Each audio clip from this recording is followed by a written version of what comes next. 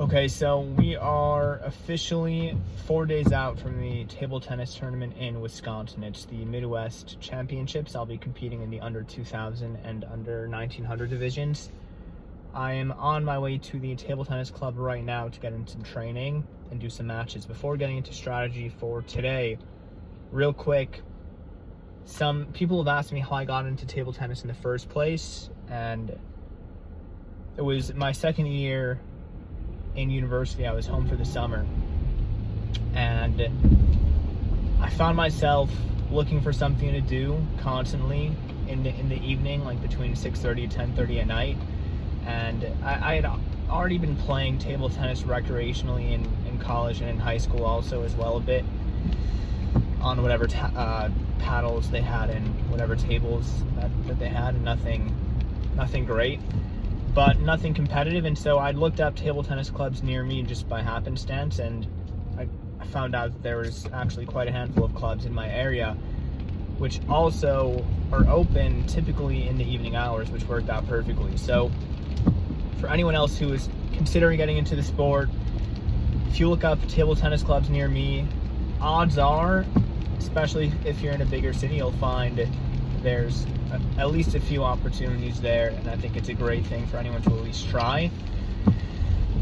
Also, one of the reasons I'm a big fan of table tennis is because it's not a team sport. Now, don't get me wrong, I'm a huge fan of team sports. I played basketball, soccer, baseball growing up, but there's a certain type of development that you build in an individual sport where you have to take full responsibility for your wins and for your losses, and it makes the wins feel that much better, and then it makes the losses feel that much realer, because there's no shifting on your responsibility off, you know, Billy who dropped the ball or who missed the open layup, the game-winning layup. It's everything is going to be on you, and so I think for that there's a lot to be learned.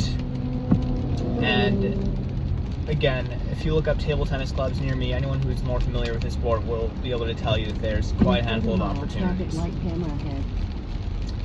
So getting into strategy now for today, if I was further away from a tournament, then there would be a bit more of an emphasis on drills and warm-ups and pre-match volleying.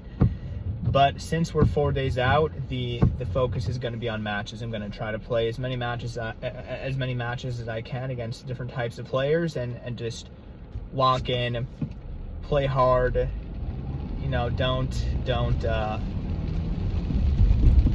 fool around on the table, and play to win. Because the reality is, when you get into the tournament, you see the people that you're playing.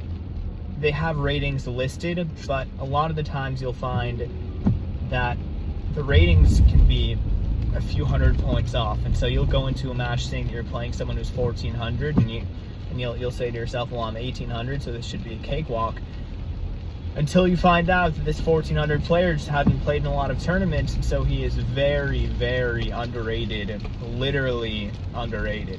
And so that's why it's very important that when you're going into a match in the regular season, like in the tournaments and in the off season when you're just training, to always give it your all in the match, because you never know how good someone is unless you played them before.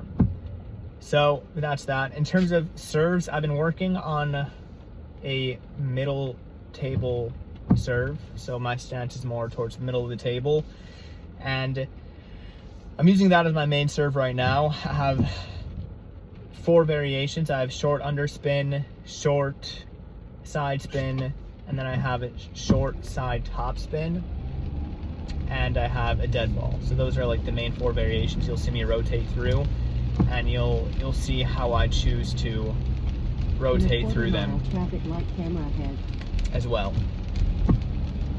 Now, anyone who is looking to just develop a bit more in their table tennis skills, if you haven't really started yet, you're more of a beginner, one of the lessons which I think doesn't get talked about enough is to focus on hitting the ball away from your opponent.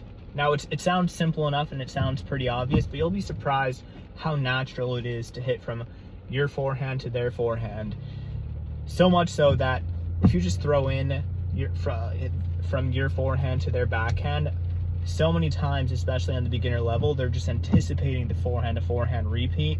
They are not going to be there for the backhand return, and you'll get the point. So again, if you're starting off, it's a great strategy. Just hit the ball away from your opponent, and even if you're 2,000 rated or 1,500 or 2,200, the goal is still to get the ball as far away and as difficult as possible for your opponent to return.